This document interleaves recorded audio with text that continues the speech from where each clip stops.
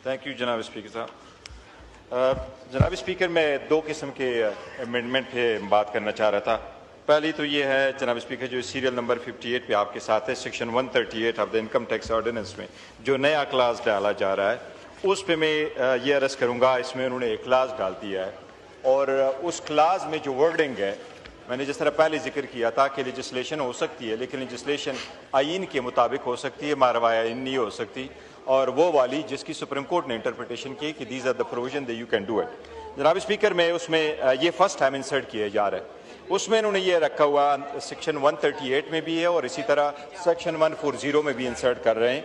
और इसमें जो वर्डिंग लिखी है, मैं सिर्फ उसका थोड़ा सा पढ़ लेता हूँ आपकी इजाज़त के साथ। 3A जो नया इंसर्ट किया जा रहा है, उसमें यह लिखा है, notwithstanding anything content in the ordinance, in this ordinance or any other law for the time being and any decision or judgment of any court. जनाब स्पीकर, ये लॉ इसको लीगली कहते हैं नॉन अब्स्टिनेट लॉ हमेशा होते हैं और लॉ में डाले जाते हैं कि notwithstanding anything content in any other law for the time being in force. लेकिन जहां जजमेंट का जिक्र आ जाता है तो सुप्रीम कोर्ट या हाई कोर्ट की जजमेंट को कोई नलिफाई नहीं कर सकता, वो जजमेंट इंटेल करती है। उसके लिए सुप्रीम कोर्ट ने जो डायरेक्शन दी है वो इसी तरह पहली मरतबा भी हुआ था। फाइनेंस एक्ट में इस किस्म का जनाब स्पीकर एक लॉ आया था, उसमें भी इस किस्म के प्रोविजन डाले गए थे। सुप्रीम कोर्ट ने उसकी इंटरप्रिटेशन ये की है कि हर वो प्रोविजन जो इस किस्म के डाले जाए जिसमें से ये लिखा जाए कि नॉटविथस्टैंडिंग एनी जजमेंट और ऑर्डर ऑफ अ कोर्ट, फिर वो फाइनेंस बिल के जरिए से नहीं किया जा सकता।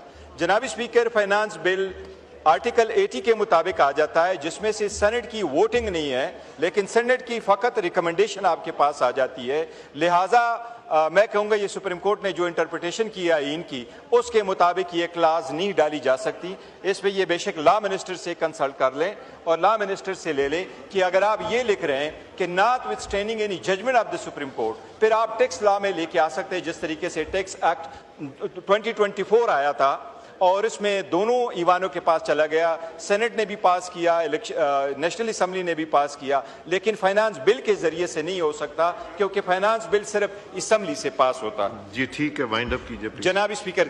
दूसरा साथ है, अगर जनाब स्पीकर आपकी इजाजत हो तो वो मैं स्लेब से रिलेटेड उसका जिक्र करता हूँ। 72 नंबर पर है आपके पास। जी बात कीजिए। जी जनाब स्पीकर।